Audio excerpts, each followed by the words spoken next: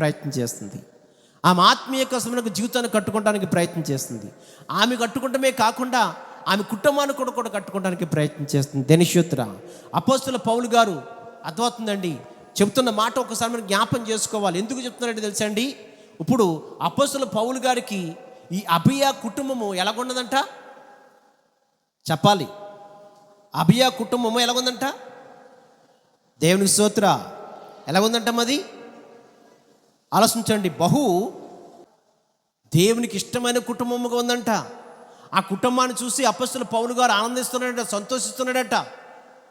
చాలా ఆనందిస్తూ చాలా సంతోషిస్తూ ఈ సంతోషముతో ఈ ఆనందముతో అర్థమవుతుందండి తిమోతికి చెప్తున్నాడు అన్నమాట. ఇదిగో అబియా కుటుంబము అర్థమవుతుంది చాలా ప్రియమైన కుటుంబము, చాలా ప్రియమైన కుటుంబము. ఒకప్పుడు ఆ కుటుంబంలో ఉన్నవారు లోకములో నీచమైన జీవితాన్ని జీవించవచ్చేమో, కానీ ఎప్పుడైతే ఈ అబియా అనే ఒక కుటుంబం నా దగ్గరకు వచ్చిందో ఆ కుటుంబము అర్థమవుతుందండి ఒకప్పుడు నీచమైన కుటుంబమే, ఒకప్పుడు ఘోరమైన భయంకరమైన కుటుంబమే.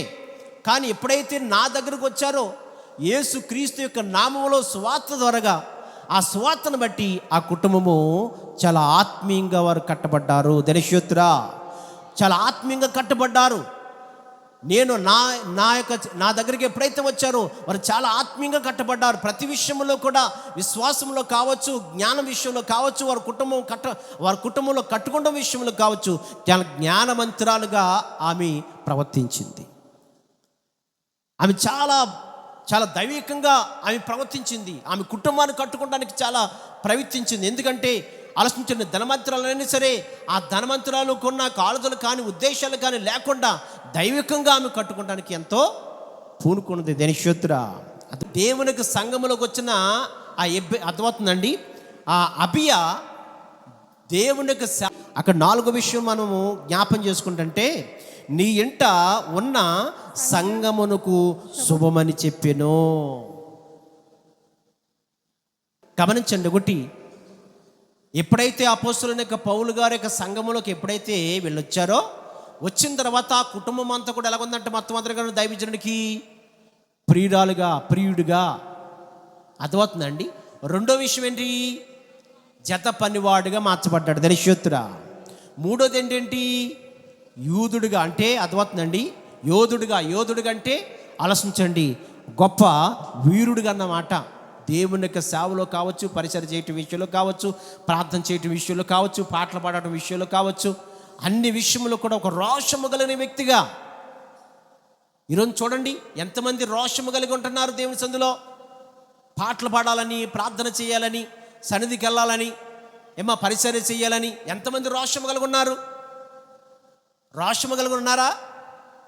పాస్టర్ గారి చేత అర్థమవుతుందండి పదే పచ్చాలు అర్థమవుతుందండి మరి పోలు చేయించుకుని అర్థమవుతుందండి పాటలు పాడటానికి, ప్రార్థన చేయటానికి, పరిచర్య చేయటానికి, ప్రార్థనలకు రావటానికి ఇటువంటి భయంకరమైన పరిస్థితుల్లో కనబడుతున్నారా?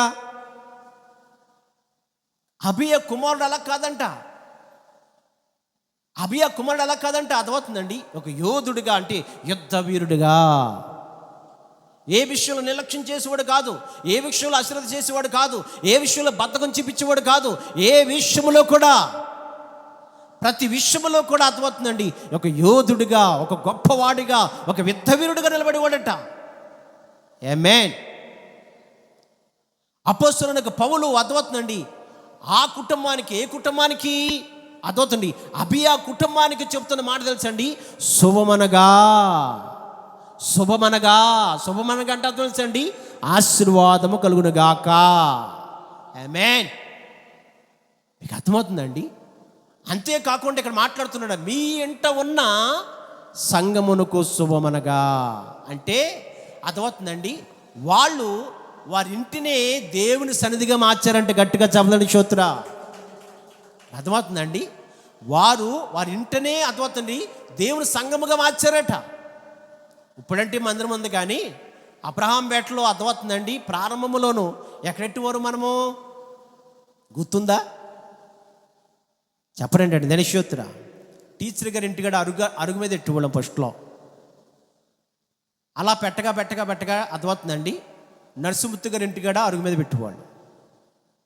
అంటే ఇప్పుడు ఆ రెబెక్క గారు అథవా అంటే ఆ టీచర్ గారి ఇల్లు అరుగు ఎలా మార్చబడింది? అది అనేక మంది కూడుకుని దేవుని సన్నిధిలో పాటలు పాడుతూ, దేవుని స్తుతిస్తూ, దేవునికి మాటలు ప్రకటిస్తూ, దేవుని స్తుతిస్తూ, దేవుని గణపరిచే యొక్క కుటుంబముగా ఆ కుటుంబం అర్థమవుతుందండి. అక్కడ కూడుకుంటున్నప్పుడు అది ఎలా మారింది? ఇప్పుడు అది దేవుని యొక్క మందిరముగా మార్చబడింది. దేనిశోత్రా హల్లెలూయా. ఒకటి ఈ అబియా కుటుంబము ఒకటి ఎలాగుందంటే దేవునికి సేవకుడికి ప్రియురాలుగా ఉందన్నమాట, ప్రియుడిగా ఉందన్నమాట. అంటే ఇష్టమైన కుటుంబముగా ఉంది. ఇష్టమైన కుటుంబముగా ఉండడమే కాకుండా అర్థమవుతుందండి, ఆమె యొక్క భర్త ఆలోచించండి, తోటి యొక్క పరిసరికంటే దేవుని యొక్క సేవకుడిగా మార్చబడ్డాడు. రెండోది ఏంటంటే అర్థమవుతుందండి, మూడోది ఏంటంటే తన కుమారుడు ఒక యూదుడిగా మార్చబడ్డాడు. నాలుగోది ఏంటో తెలుసండి, అర్థమవుతుందండి, తన ఇల్లే దేవుని సన్నిధిగా మార్చబడింది. దేనిశోత్రా హల్లెలూయా హల్లెలూయా. మీకు అర్థమవుతుందా వాక్యము? గమనించండి. ఇటువంటి నేను చెప్తున్నాను, ఇప్పుడు ఇటువంటి కుటుంబముగా అంటే దేవునికి సంఘములోకి వచ్చిన ఆ వారిలో ఇటువంటి కుటుంబముగా ఏ కుటుంబం ఉంది? చేతులెత్తండి సారి. దేవునికి స్తోత్రం. మీకు అర్థమవుతుంది ఇప్పుడు వాక్యము?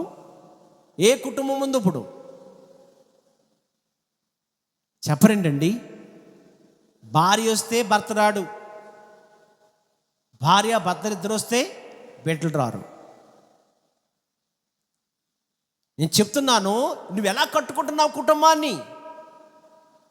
ఎప్పుడైతే యేసు రక్తము చేత కట్టబడినాక సంఘములోకి ఎప్పుడైతే నువ్వు చేర్చబడి తన రక్తములో ఎప్పుడైతే నువ్వు కడగబడ్డావో, దేవునికి సంఘములోకి ఎప్పుడైతే వచ్చావో నీ కుటుంబాన్ని ఎలా కట్టుకుంటున్నావు ఇప్పుడు?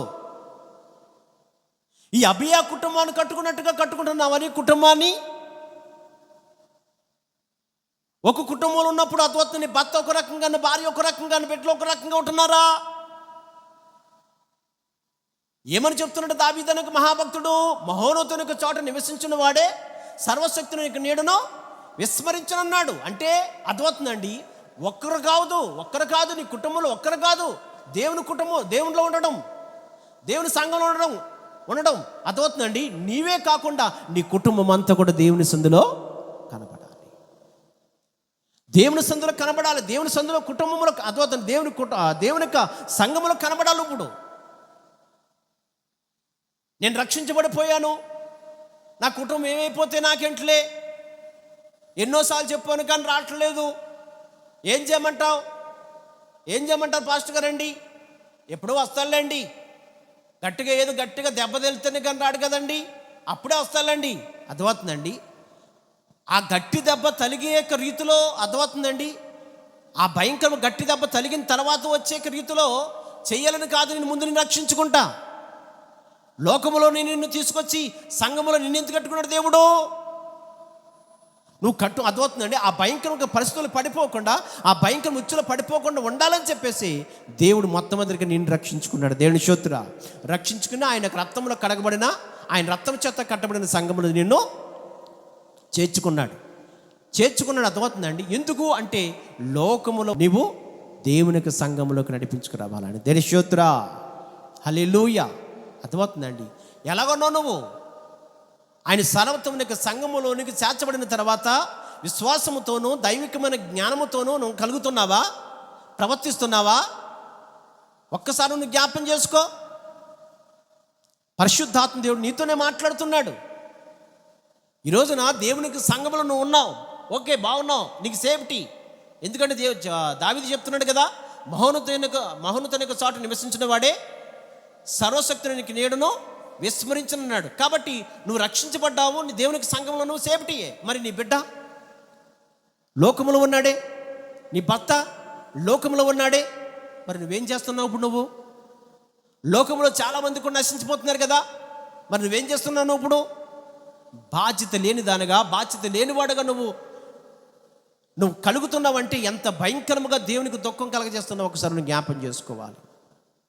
దైవజనుడైన పౌలు గారు ఈ అబియాక కుటుంబం కోసం మాట్లాడుతున్న మాట ఒకసారి జ్ఞాపం చేసుకుందాం. ఒకటి, ప్రియుడిగా అని వర్ణించాడు, అతని ప్రియుడిగా అని వర్ణించాడు. రెండోది, శుభము అని పలికాడు. శుభము అని పలికాడు. లాస్ట్ ఏం పలికాడు? శుభము అని పలికాడు. అంటే అబియా కుటుంబానికి శుభము కలుగును గాక, నెమ్మది కలుగును గాక, సమాధానము కలుగును గాక, ఆశీర్వాదము కలుగును గాక, అర్థమవుతుందండి, దేవునికి రాజ్యములోనే నివసించును గాక పలుకుతున్నాడు దైవజనుడు.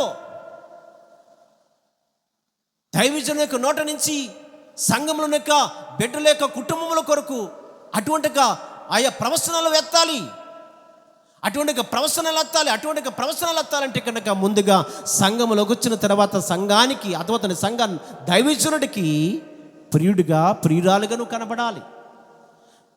ప్రియురాలుగా కనబడాలంటే కనుక అర్థమవుతుందండి, వచ్చాము వెళ్ళిపోయాం అన్నట్టుగా ఉంటే కనుక కనబడవు నువ్వు. అలాగా వచ్చాము వెళ్ళిపోయాం అన్నట్లుగా ఉంటే కనబడవు నువ్వు. వచ్చిన నీవు దైవజనుడికి ప్రియురాలుగా నువ్వు కనబడాలంటే కనుక వచ్చిన నీవు దైవజనుడు చెప్పినట్లుగా నువ్వు చేయాలి. మోషే భార్య తెలుసా? ఏం పేరు? షిపోరా. ఎవరో తెలుసా అండి? అంజజనుల యొక్క స్త్రీ. షిపోరా అంజజనుల యొక్క స్త్రీ. అయితే అంజజనుల యొక్క స్త్రీ అనేక ఆ సిపోరని మోషే వివాహం చేసుకున్నాడు. మోషే ఎవరు? దేవుని చేత పిలబడిన వాడు మోషే. దేవుడు కావాలని కోరుకున్నాడు. అగ్ని చేత అభిషేకించుకుని ఐగుప్తు దేశమని ఎలమని కొన్ని శక్తులు ఇచ్చి పంపిస్తున్నప్పుడు మోషే అతని భార్యను బిడ్డలను తీసుకుని దేవుడు ఎలమన్నా ఆ ప్రదేశానికి ప్రయాణమై ముందుకు వెళ్ళిపోతున్నప్పుడు, నేను నీకు తోడుగా ఉంటాను, నువ్వేం భయపడొద్దు, నీ నోటుగా నీ యొక్క అన్నగారైన ఆహారం పెడతాను అని కొన్ని యొక్క మాటలు చెబుతూ ధైర్యం పరిచి అతన్ని ముందుకు నడిపించగలుగుతున్నాడు. అలా ముందుకు నడిపించగలుగుతున్నప్పుడు అతని మధ్యరాత్రిలో ఒక సత్రములో మోషేని చంపాలని దేవుడు చూస్తున్నాడు. అర్థమవుతుందండి. నేను తోడుగా ఉంటాను, నువ్వేం భయపడవద్దు, నీకు సహకారం ఉంటానని చెప్పేసి అన్న దేవుడు ఆ సత్రంకి వచ్చేటప్పటికి, ప్రయాణమై ముందుకెళ్తున్నప్పుడు ఆ సత్రంకి వచ్చేటప్పటికి చంపాలని ఎందుకు చూస్తున్నాడంటే ఆలోచించండి. ఈ మోషే అంజజనుల యొక్క స్త్రీని వివాహం చేసుకున్నాడు. కాబట్టి ఆ అంజజనుల యొక్క ఆ స్త్రీని వివాహం చేసుకుని అర్థమవుతుందండి పిల్లలకు అన్నాడు. అయితే ఆ పిల్లలకి ఏం చేయించలేదు తెలుసండి? శుద్ధి చేయించలేదు. కాబట్టి వెంటనే దేవుడు మోషేని శిక్షించడానికి ప్రయత్నం చేస్తున్నాడు. తెలియక్షేత్రం. ఎందుకంటే దేవుడు ఏ విషయంలో అర్థమవుతుందండి, ఏ విషయంలో కూడా రాజీపడేవాడు కాదు. దేవుడు ఏది చెబితే అది చెయ్యాలా. అలా చెప్పింది చేయకపోతే కనుక అర్థమవుతుందండి, దేవుడు ఎవరినైనా సరే ఎంత ఎటువంటి ఒక భక్తి పడినా సరే, ఎంత విశ్వాసం కలిగి ఎవరినైనా సరే కంపల్సరిగా అర్థమవుతుందండి వాళ్ళు శిక్షించక మాండు. దరిశోత్తుడా అర్థమవుతుందండి. ఎన్నుకొని అభిషేకించుకొని కొన్ని శక్తులు ఇచ్చి అక్కడ పంపించగలుగుతున్నప్పుడు ఆలోచించండి, మధ్యలో ఆ సత్రంలో మోషేని చంపాలని ఎందుకు అనుకుంటున్నాడంటే ఆలోచించండి, దేవుని పెట్టిన ఆ నిబంధన అతను పాటించలేదు. ఏంటి ఆ నిబంధన అంటే తన కుమారుడికి సున్నితి చేయించలేదు. సున్నితి చేయించకపోనందున అతను ఆ సత్రంలో మోషేని చంపచూడాలని చెప్పేసి అనుకున్నాడు దేవుడు. అప్పుడు ఆ విషయం తెలుసుకుంది ఎవరు? తన భార్య అయిన షిపోరా. అర్థమవుతుందండి. గమనించండి, దేవుడు ఇతన్ని చంపేస్తున్నాడు అన్న విషయము ఈవిడికి ఎలా తెలిసిందంటే ఆల్రెడీగా మోషే గారు అర్థమవుతుందండి పరిస్థితిలో మంచం పట్టేశాడు ఆల్రెడీ. ధనిష్యూత్తురా ఎవరు? మోషే గారు మంచం మీద పట్టేశాడు. ఇంకా మరి భయంకర పరిస్థితులు పడిపోయి ఉన్నాడు ఆయన. అయితే భయంకరమైన పరిస్థితులు పడిపోయి ఉన్నప్పుడు ఆ సత్రములో ఇంకా దేవుడు నా భర్త అయిన మోషేని చంపేయాలని చూస్తున్నాడు. అది దేని కొరకు అంటే అర్థమవుతుందండి, నాకు పుట్టిన కుమారుడికి అర్థమవుతుందని సున్నితి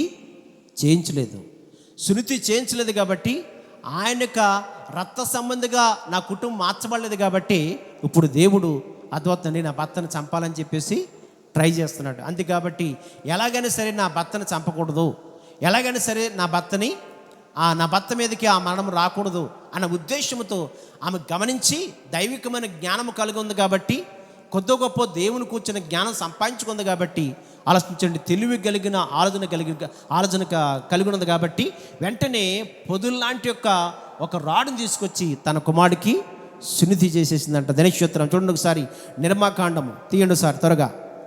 నిర్మాకాండం తీసారా? చదువమ్మా. అతడు పోవు మార్గమున 4:24 అతడు పోవు మార్గమున సత్రములో యెహోవా అతన్ని ఎదుర్కొని చంపచూడగా సిపోరా వాడిగల రాయి తీసుకుని తన కుమారునికి సున్నితి చేసి అతని పాదములకు అది పడవేసి నిజముగా నీవు నాకు రక్త సంబంధమైన పెనిమిటివైనను. గట్టిగా చప్పట్లు కొట్టి దీని మెంబడదాం. ధనిష్యోత్రా, మీకు అర్థమవుతుందండి? గమనించండి. ఎప్పుడైతే దేవుడు మోషేని చంపాలని అతన్ని చూస్తున్నాడో వెంటనే ఏం చేసిందండి? ఇప్పుడు ఈమె ఏం చేసిందంట?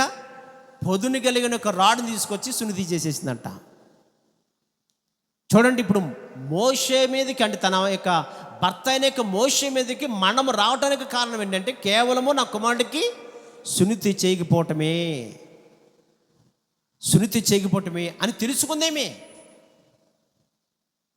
ఇప్పుడు ఈ సునిధి ద్వారాగా ఇప్పుడు భర్తను ఏం చేసుకుంది? ఇప్పుడు రక్షించుకుంది. ధనిష్యోత్ర, అర్థమవుతుందండి? అలాగే చెప్తున్నాను కదా, ఇప్పుడు నువ్వు రక్షించబడ్డా ఓకే, మరి నీ భర్త రక్షించబడలేదు కదా, నీ కుమారుడు రక్షించబడలేదు కదా, నీ కుమార్తె రక్షించబడలేదు కదా, మరి వాళ్ళ పరిస్థితి ఏంటి? ఇప్పుడు సిపోరలాగా తెలివితేటలకు ఏమైనా ఆలోచిస్తున్నావా? జ్ఞానమంతురాలకు ఏమైనా ఆలోచిస్తున్నావా? ఏం చేయమంటారు పాస్టర్ గారు అని చెప్తున్నానండి. గొంతుకు చించులా చెప్తున్నానండి. ఏం చేయమంటారు? ఆడి పాపాన్ని ఆడిపోతాడండి. ఏం చేయమంటారు? ఆడి పాపాన్ని ఆడి పోతానుగా నేను రక్షించుకుంటా దేవుడు. ఆడి పాపాన్ని ఆడి నాశనం అయిపోవడానిగా నేను రక్షించుకున్నాడు నీ కుటుంబంలో. లేదు దేవుడు నిన్ను రక్షించుకున్నాడంటే కారణం ఏంటంటే నీ కుటుంబాన్ని కట్టుకోవాలని, నీ కుటుంబాన్ని రక్షించుకోవాలని, నీ కుటుంబం అంతా కూడా దేవుని సందులో గడపాలని. అలా ఉండాలంటే నీ కుటుంబం అంతా కూడా గడిపి ఉండాలంటే, దేవుని సందులో ఉండాలంటే కనుక, మహోన్నతుని యొక్క చోట నివసించాలంటే కనుక నువ్వు జ్ఞానమంతురాలుగా ఆలోచించాలా, ఓర్పుగా ఆలోచించాలా. చెప్పానండి. ఏం చేయమంటారండి? ఎప్పుడు వస్తానండి గట్టిగా దేవుడు బుద్ధి చెప్పినప్పుడు వస్తాడండి. అర్థమవుతుందండి? కాదు. ఇక అంత కోపం ఎందుకు, అంత రోషం ఎందుకు? వాక్యం చెప్తుంది కదా, ఆలోచించండి. దేవుని యొక్క మందిరమునికి వాక్యము లేకుండా భర్త, ఆలోచించండి, భార్య రాబట్టొచ్చును అన్నాడు. అర్థమవుతుందండి? భార్య రాబట్టొచ్చును, భర్త రాబట్టొచ్చును, అర్థం నీ బిడ్డలు కూడా రాబట్టొచ్చును. ఎలా రాబట్టొచ్చును? వాక్యము లేకుండా. దేవుని సన్నిధికి ఎలా రాబట్టొచ్చునంటే నీ క్రియలు బట్టి, నీ నడవడికను బట్టి, నీ ప్రవర్తన బట్టి, నీ మాటను బట్టి. ధనిష్యోత్ర, నీ మాటలు బట్టి, నీ ప్రవర్తన బట్టి, నీ నడవడికను బట్టి, నువ్వు ఒదిగే విధానాన్ని బట్టి అర్థమవుతుందండి. ఎటువంటి కఠినమైన వాడే భర్త కావచ్చు, బిడ్డ కావచ్చు, భార్య కావచ్చు, ఎవరినైనా సరే వాక్యము లేకుండా దేవుని మందిరమునికి నడిపించుకురావచ్చు. గట్టిగా చెప్పలేదు ధనిష్యోత్ర. హల్లెలూయా.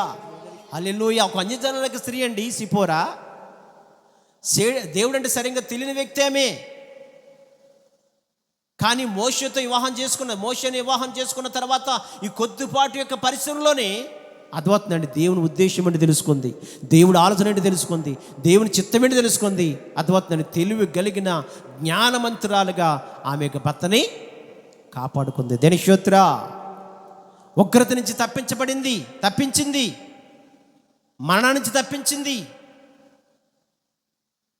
భర్తకి మరణం రాకుండా, భర్తకి ఏమాత్రము కూడా భయంకరమైన పరిస్థితులు పడిపోకుండా తెలివిగా స్త్రీలాగా, జ్ఞానవంతుల స్త్రీలుగా అద్వైతం తన కుటుంబాన్ని కట్టుకుంది. ఎప్పుడైనా ఇలాగ ఆలోచించావా? నా కుటుంబం నాశనం అయిపోతుంది, ఎప్పుడైనా ఆలోచించావా? వెళ్తాడండి, రోజుకు 1000 రూపాయలు తెచ్చేస్తున్నాడండి, మరి ఆడి తేపోతే వెళ్ళగలగా నా కుటుంబం అండి, నా కుటుంబాలు ఎలాగొస్తాయండి అని లోకములో ఉన్న వాటి కోసమే ప్రయత్నం పడుతున్నావా? బాగా సంపాదిస్తున్నాడు, లేకపోతే బాగా అట్టుకొస్తున్నాడు, బాగా చూసుకుంటున్నాడు, దేవుని మందిరానికి వచ్చినా రాపోని పర్లేదులే, సాయంకాలం వచ్చేటప్పటికి 1000 రూపాయలు నా చేతికి ఇస్తున్నాడు, పెత్తనమంతా నాకు ఇస్తున్నాడు, మళ్ళా ఎదురు మాట్లాడితే మందిరానికి రమ్మంటే మళ్ళీ ఏమో కొడతాడేమో, తిడతాడేమో, ఇంకొక రకంగా మాట్లాడతాడేమో అనుకుని అర్థమవుతుందండి. దేవుని మాట చెప్పకుండా దేవుని యొక్క ఆ క్రియలు అతని పట్ల చూపించకుండా భయంకరంగా నాశనం అయిపోవడానికి, పతనం అయిపోవడానికి నువ్వు కారకురాలు అవుతున్నావా? ఒక్కసారి నువ్వు జ్ఞాపం చేసుకో. ఎలాగున్నది నీ యొక్క సాక్ష్యము సంఘములో? నీ కుటుంబంలో ఏ సాక్ష్యం సంపాదించుకున్నావు? నీ ద్వారాగా అర్థమవుతుందండి. నీ భర్తను సంపాదించుకుంటున్నావా? నీ భార్యను సంపాదించుకుంటున్నావా? నీ బిడ్డలు సంపాదించుకుంటున్నావా? ఏరి కుటుంబంలో ఉన్నవారు ఏరి అందరేరి? స్కూల్ కూడా లేవు కదా, ఏరండి? ఏమైపోతున్నారు నీ బిడ్డలు? నీ భర్త ఏమైపోతున్నాడు? నీ భార్య ఏమైపోతుంది? గమనించండి ప్రియసోదరుడా, పరిశుద్ధాత్మ దేవుడు నీతోనే మాట్లాడుతున్నాడు. జ్ఞాపం చేసుకోండి. ఒక దైవజనుడు ఒకప్పుడు కాదు కానీ కొన్ని రోజుల కిందట ఒక దైవజనుడి కుటుంబంలో 2 కుమారులు, ఆలోచించండి, గోతలోనో సముద్రంలో పడిపోయి చచ్చిపోయారు వాళ్ళు. అర్థమవుతుందండి. దైవజనుడు లేడు, భార్య అర్థమవుతుంది, పాస్టర్ గారు లేరు, దైవజనుడు కుమారులు మాత్రమే చనిపోయారు. తెలుసు కదా, ఐడియా ఉంది కదా? ఏంది చనిపోయారు? ఎవరితో ఉండాలి కుమారులు? తల్లిదండ్రులతో ఉండాలా? తల్లిదండ్రులతో ఉండడం మానేసి ఎవరితో వెళ్ళారు వాళ్ళు? ఫ్రెండ్స్తో వెళ్ళారండి. పార్క్ చూద్దామని, లేకపోతే బీచ్ చూద్దామని చెప్పేసి, లోకసమనికి అందాలు చూద్దామని అన్నట్లుగా ఫ్రెండ్స్తో వెళ్ళారు వాళ్ళు.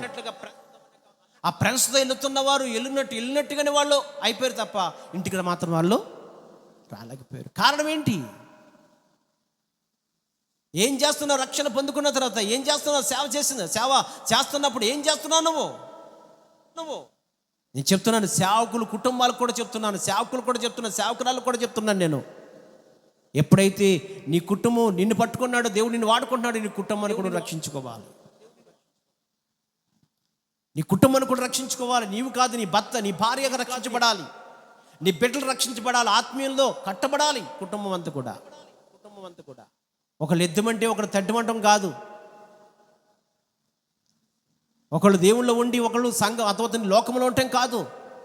ఏ క్షణంలో ఏ రకంగా సాతాను మింగిరేస్తాడో తెలియదు ఎవరికని. ఏ క్షణంలో, ఏ సమయంలో, ఏ గడియలో ఏ జరుగుతుందో తెలియదు ఎవరికని. ఆ భయంకరమైన పరిస్థితుల్లో నీ కుటుంబం పడిపోకుండా ఉండాలంటే కనుక రక్షించబడిన నీవు ఒక సాక్షిను సంపాదించుకోవాలి సహోదరి.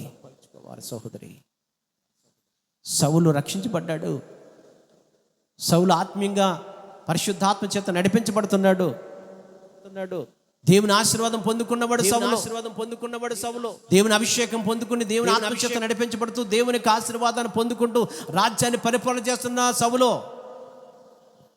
సౌలు కూడా వాగ్దానం ఉంది, నీ జీవిత కాలం అంతా కూడా నేను తోడుగా ఉంటాను, నిన్ను ఆశీర్వదిస్తానని చెప్పేసి దేవుడు ఆశీర్వదించాడు. కానీ మధ్యలోనే అతని జీవితం ముగిసిపోయింది. మధ్యలో అతని జీవితం ముగిసిపోవటమే కాకుండా అతని బిడ్డల యొక్క జీవితాలు కూడా ముగిసిపోవడానికి కారకుడయ్యాడు సౌలు. భయంకర పరిస్థితులు పడిపోయారండి. ఒక రోజున తన కళ్ళ ఎదురుగుండా తన బిడ్డలు శత్రువులు వచ్చి చంపేస్తున్నప్పుడు రొమ్ములు కొట్టుకుంటున్నాడు. అయ్యో నా బిడ్డలు చచ్చిపోతున్నారే, సున్నితి లేని ఆ ఫిలిప్తుల యొక్క చేతుల్లో నా బిడ్డలు చనిపోతున్నారే, యవన కాలంలో ఉన్న నా బిడ్డలు చనిపోతున్నారే, శత్రు చేతులు చనిపోతున్నారే అని చెప్పేసి రొమ్ములు కొట్టుకున్నాడు. ఎంతో మోకాళ్ళు వేసి ఎంతగానో వేదనతో కుమిలిపోతున్నాడు సౌలు. ఒక రోజున శత్రు పట్టుకుని అతన్ని చంపేస్తున్నాడు, బిడ్డలు చంపేస్తున్నాడు అని చెప్పేసి రొమ్ములు కొట్టుకుంటూ వేడుస్తూ కుమిలిపోతున్నాడు అతను. ఆ వేదనకి కారణం ఎవరో తెలుసండి? సౌలే. తన కళ్ళెదురకుండా తన బిడ్డలు సరిపోవటానికి కారణం సౌలే. తన కన్నెదురకుండా తన యొక్క బిడ్డలు నాశనం అయిపోతానికి, పాడైపోవటానికి, శత్రు చేతిలో అద్వతుని కుమిలిపోతానికి, అలల్లాడిపోతానికి కారణం ఎవరు తెలుసండి? సౌలే. దేవుడు అభిషేకించుకున్నాడు, దేవునికి ఆత్మ చేత నడిపించగలుగుతున్న యొక్క దేవుని మాటకి లోబడకుండా, ఆ మాటకి విధేయత కలిగి జీవించకుండా, ఆ మాట ప్రకారంగా జీవించకుండా దేవునికి వ్యతిరేకంగా జీవించాడు. తన కుటుంబాన్ని నాశనం చేసుకున్నాడండి. చూడండి, 1వ సమూయేలు గ్రంథము. నా వైపు చూస్తూ వాక్యం అనదండి, పిల్లల విషయంలో కాదు, నా వైపు చూస్తూ వాక్యం అనండి. దేవుడు మనందరితో కూడా మాట్లాడుతున్నాడు. దరిశోత్రా హల్లెలూయా ఒకటో సమూయేలు గ్రంథం 31 వచ్చే 31లో 1 కానీ చదవండి సారి. అంతలో ఫిలిప్తీయులు ఇశ్రాయేలుతో యుద్ధము చేయగా ఇశ్రాయేలు ఫిలిప్తీయుల ఎదుట నుండి పారిపోయిరి. చూసారండి, శత్రువులకి ఎదురు నుంచి ఏమైపోతున్నాడు? పారిపోతున్నాడు. శత్రువులకు భయపడిపోయి పారిపోతున్నాడు. అర్థమవుతుందండి. శత్రువులకు ఎదురెళ్ళవలసిన వాడు, అలా శత్రువులకు ఎదురెళ్ళవలసిన వాడు, శత్రువులను హతమార్చవలసిన వాడు శత్రువులకి ఆ చూసి భయపడిపోయి పారిపోతున్నాడంట. రెండోది చదవమ్మా. గిల్బోవ పర్వతము వరకు, గిల్తో యొక్క పర్వతం వరకు ఫిలిప్తీయుల వారిని హతము చేయుచు సౌలును అతని కుమారులను తరుముచు యోనాతాను అబినాదాబు మెల్షువాను సౌలు యొక్క కుమారులను హతము చేసిరి. యుద్ధములో సౌలు ఓడిపోచుండగా అతడు అంబులు వేయి వారి కంటబడి వారి చేత బహు గాయములు నొందెను. అప్పుడు సౌలు సున్నితి లేని వీరు వచ్చి నన్ను పొడిచి అపహాస్యము చేయుచున్నట్లుగా నీ కత్తి చూసి దాని చేత నన్ను పొడవమని తన ఆయుధములను మోయివానితో చెప్పగా అతడు భయము చేత అలాగు చేయనల్లకుండును. కనుక సౌలు తన కత్తి పట్టుకొని తన మీద పడెను. సౌలు మరణమాయనని ఆయన అతని ఆయుధములను మోయివాడు తానును తన కత్తి మీద పడి అతనితో కూడా మరణమాయను. చూసారండి, చివరికి అతని ఆయుధాలు పట్టుకున్న యొక్క వాడు కూడా చనిపోయాడట. రమ్ములు కొట్టుకుంటున్నాడు, అయ్యో శత్రుల చేతుల్లో నా కుటుంబం పడిపోయింది, శత్రు చేతుల్లో నాశనం అయిపోతుంది, అయ్యో అయ్యో అని ఎంతగో వేదనతో కుమిలిపోతున్నాడు. తనకిచ్చిన 3 బిడ్డలు కూడా చనిపోయారు. చివరికి అతను ఆయుధాలు మోసే యొక్క పనివాడు కూడా అతను చనిపోయాడు. ఎందుకు పనికిరాని నిశ్చయమైన పరిస్థితుల్లో పడిపోయాడు సౌలు కుటుంబం కూడా. అంత నీచమైన జీవితము, అంత భయంకరమైన పరిస్థితుల్లో ఆ సౌలు కుటుంబం మిగిలిపోవడానికి కారణం ఎవరు తెలుసండి? కేవలం సౌలేనండి. సౌలు దేవునికి మాట విని దేవునికి మాట ప్రకారం చేయకుండా తన సోబుద్దును ఆధారం చేసుకుని, లోక సంబంధ జ్ఞానాన్ని ఆధారం చేసుకుని లోకములో ఉన్నవారి మీద ఆధారపడి దేవుని విస్తరించాడు. కాబట్టి తన చేతులారా తన కుటుంబాన్ని నాశనం కూడా తెచ్చుకున్నాడు. ఎంతవరకు ఈ లోకానికి బానిసమైపోతావు? ఎంతవరకు ఈ లోకాసారంగా నువ్వు ఆలోచిస్తావు? ఎంతవరకు ఈ లోకంలో ఉన్న వాటిని ఎక్కువగా ఏకీపించి లోకంలో ఉన్న వాటి మీద ఎక్కువగా ఆధారపడతావు? ఒక్కసారి నువ్వు జ్ఞాపం చేసుకోండి. ఈరోజు నీ శత్రువు అర్థమవుతుందండి. నీ శత్రువు నీ మీద నాట్యం చేసే అవకాశం ఉంది. నీ శత్రువు నీ మీద ఆలోచించండి, జయించూసే అవకాశం ఉంది. ఎప్పుడైతే నీ సోబుద్ధిని ఆధారం చేసుకుని నీ బలం మీద, నా జ్ఞానం మీద, నీ తెలివితేటల మీద ఆధారపడి దేవుడి మీద ఆనుకోకుండా, దేవుని మీద విశ్వాసం ఉంచకుండా, దేవునికి వచ్చిన జ్ఞానం సంపాదించుకోకుండా ఎప్పుడైతే దేవునికి వ్యతిరేకంగా జీవిస్తావో నీవు, నీ కుటుంబము ఆలోచించండి నాశనమైపోయే అవకాశం ఉంది. చెప్పండి, ఎలాగుంది నీ కుటుంబము? సౌలు కుటుంబంలో నాశనానికి దగ్గరగా ఉందా? సౌలు కుటుంబం నాశనానికి దగ్గర ఉండడానికి కారణం ఏంటంటే సౌలు లోకంలో పడిపోయాడు. ఒక చోట అంటాడు, అయ్యో మనుషుల యొక్క మాట విని మహాపాపము చేసి ఉన్నానే అన్నాడు. మనుషుల యొక్క మాట విని మహాపాపము నేను తెచ్చుకుంటేనే అన్నాడు. ఒక రోజున అయితే అద్భుతం దేవుని ఆజ్ఞను పక్కన పెట్టి నేను మహాపాపం చేసి ఉన్నానంటాడు. ఈ రోజున దేవుని సన్నిధికి వచ్చిన నీవు దేవుని ఆజ్ఞను పక్కన పెట్టి, దేవుని చిత్తాన్ని పక్కన పెట్టి, దేవుని సంకల్పాన్ని పక్కన పెట్టి నీ సోబుద్ధిని ఆధారం చేసుకుని ప్రవర్తిస్తున్నావా? నీ బలం మీద ఆధారపడి, నీ జ్ఞానం మీద ఆధారపడి, నీ తెలివితేటల మీద ఆధారపడి, లేకపోతే నీకు వెనకాల ఉన్న అండబలను బట్టో, ధనబలను బట్టో, జనబలను బట్టో నువ్వు ఆధారపడి దేవుని విడిచిపెట్టి తిరుగుతున్నావా? జాగ్రత్త సుమే. ఏ క్షణంలో ఏం జరుగుతుందో ఎవరికి తెలియదు. అలాగ అవుతుందని అనుకున్నాడా సౌలు? కల్లో కూడా అనుకోలేదండి. భయంకరముగా వారి కుటుంబం మీద ఫిలిప్తీయులందరూ దాడి చేసి వారి కుటుంబంలో 3 బిడ్డలు చంపేశారు, సైన్యాన్ని చంపేశారు. అర్థమవుతుందండి. సౌలు కూడా తన చేతిలో అతనే చనిపోయాడండి. ఎలాగుంది నీ కుటుంబం ఇప్పుడు? ఎలాగుందో ఒకసారి జ్ఞాపం చేసుకుందాం. అభియా అనే ఒక స్త్రీ అద్వత్తండి పౌలు గారికి అద్వత్తండి ప్రియుడిగా కనపడుతుందంట. అర్థమైంది వాక్యము? ప్రియులుగా కనబడుతుందంట, అర్థమవుతుందండి. ఆ కుటుంబం కోసం అంటున్నాడు ఏమంటే తెలుసండి, శుభం పలుకుతున్నాడండి ఆ కుటుంబాన్ని చూసి. ఆనాడు మోషే చెప్పినట్లుగా ఇశ్రాయేలీయులు చేస్తే ఆ ఇశ్రాయేలీయులని మోషే ఆశ్రయించినట్లుగా అపోస్తలుడు పౌలు గారు అభియ కుటుంబాన్ని ఆశీర్వదిస్తున్నాడండి. ధన్యశోత్ర అభియ కుటుంబాన్ని ఆశీర్వదిస్తున్నాడు. ఈ రోజున ఆలోచించండి, దైవజనుడు చెప్పినట్లుగా, దేవుడు చెప్పినట్లుగా నువ్వు చేస్తున్నావా? లేకపోతే సౌలు తినికిరించినట్లుగా, సౌలు వ్యతిరేకించినట్లుగా నువ్వు వ్యతిరేకిస్తున్నావా? జగత సుమి, సౌలు కుటుంబానికి వచ్చినట్లుగా నీ కుటుంబానికి రాకూడదని ప్రభువు నీతో మాట్లాడుతున్నాడు. అర్థమైంది వాక్యం? ఎలాగుంది నీ కుటుంబము? ఒకళ్ళు మందిరంలో ఉంటారు, ఒకళ్ళేమో లోకంలో ఉంటారు. ఎలాగండి కుటుంబంలో మనశ్శాంతి ఎలా ఉంటుంది? కుటుంబంలో నెమ్మది ఎలా ఉంటుందండి? చాలామంది అంటారు, పాస్టర్ గారండి ఇంటికి వెళితే కనుక పిచ్చెక్కిపోతుందండి, ఇంటికి వెళ్తే కనుక మనశ్శాంతి ఉండలేదండి, ఇంటికి వెళ్తే కనుక సమాధానం ఉండలేదండి, ఇంటికి వెళ్తే కలిసి అది చచ్చిపోవాలనిపిస్తుందండి అంటారు చాలామంది కూడా. ఎందుకుంటుంది అలాగా? ఇంటికి ఉంటుంది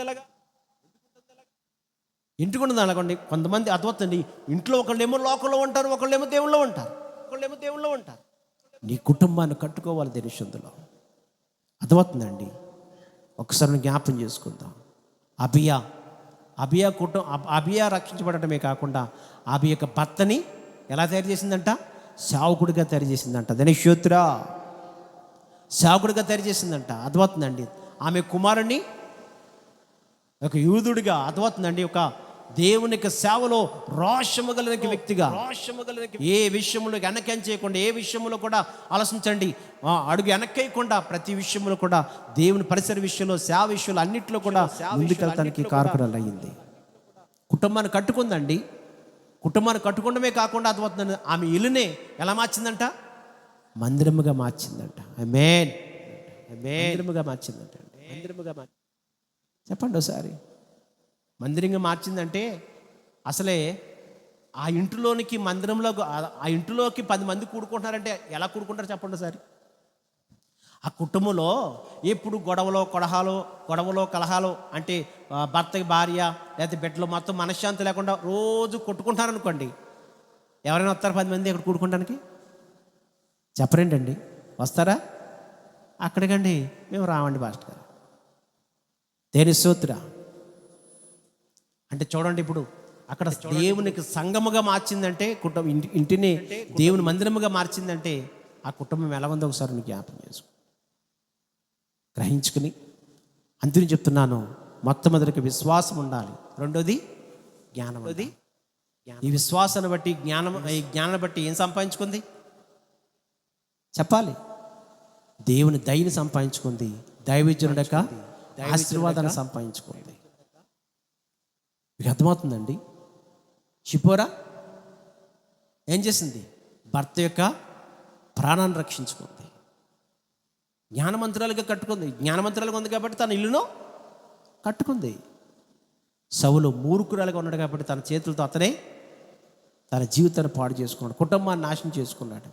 నా ప్రియ సహోదరులారా, 2 చేతులు జోడించి చెప్తున్నాను, ఈ రోజున అభియ కుటుంబముగా నీ కుటుంబం మార్చబడిన గాక, మోషే కుటుంబముగా మార్చబడిన గాక. ఎంతమందికి అర్థమైంది? మార్చబడతారు అలాగా? అర్థమవుతుందండి. పాస్టర్ గారు అండి రావట్లేదండి, మా అమ్మాయి రావట్లేదండి, మా అబ్బాయి రావట్లేదండి. రానంటారు, వస్తానంటారా?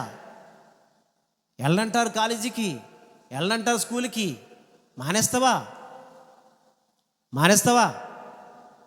ఎక్కడ కర్రందో చూస్తాం. అవునే కదా? మరి మందిరానికి వచ్చేటప్పటికి ఎందుకు పోవాలండి? దేవుడు చూసుకుంటాడు, ఎప్పుడో వస్తాడండి, ఎప్పుడు తీసుకొస్తాడండి. జగత్తా, చేతులారా నీ కుటుంబాన్ని నువ్వే నాశనం చేసుకుంటున్నావు. సౌలు కుటుంబాన్ని చేతులారా అతని కుటుంబాన్ని అతనే నాశనం చేసుకున్నాడు. తన బిడ్డలు, తన 3 బిడ్డలు ఏమైపోయారండి? శత్రువుల చేతిలో చనిపోయారండి. కారణం ఎవరు? సౌలే. కాబట్టి గ్రహించుకోండి, జ్ఞానమంతురాలు తన ఇల్లు కట్టుకుంటుంది, మూర్ఖురాలు తన చేతులు తన యొక్క ఇల్లును ఊడపీకుంటుంది. అది గ్రహించుకుని ఈ విన్న వాక్యాన్ని బట్టి ఆయనకి మహిమకర్థంగా జీవిద్దాం. దేవుడు మిమ్మల్ని మీ కుటుంబాలు దీవించి ఆశీర్వాదాలతో నింపబడిన ఆశీర్వాదాలు కాబట్టి గ్రహించుకుని ఈ విన్న వాక్యాన్ని బట్టి మోకాళ్ళు వేసి ప్రార్థన చేసుకుందాం. మోకాళ్ళు వేసి ప్రార్థన చేసుకుందాం. మీ మధ్యకి ఏ శరీరము ఏ రక్తం అవుతుంది. ప్రతి ఒక్కరు కూడా మోకాళ్ళ మీద ఉండి ప్రార్థన పూర్వకం కనిపెట్టండి. ఆయన నమ్మదగిన వాడు, ఆయనకు అసత్యం. ప్రార్థన పూర్వకం కనిపెట్టండి. ప్రభా నాకు సహాయం చేయొద్దండి, అభిషేకించు ప్రభా, నీ కృపలు నన్ను కట్టుకో ప్రభా అని చెప్పేసి విన్న వాక్యాన్ని బట్టి ఈ విన్న వాక్యాన్ని బట్టి ఎంతమంది అభియా కుటుంబం కట్టుకున్నట్టుగా ఎంతమంది ఉన్నారు? అభియా కుటుంబంగా ఉందా లేకపోతే సౌలు కుటుంబంగా ఉందా?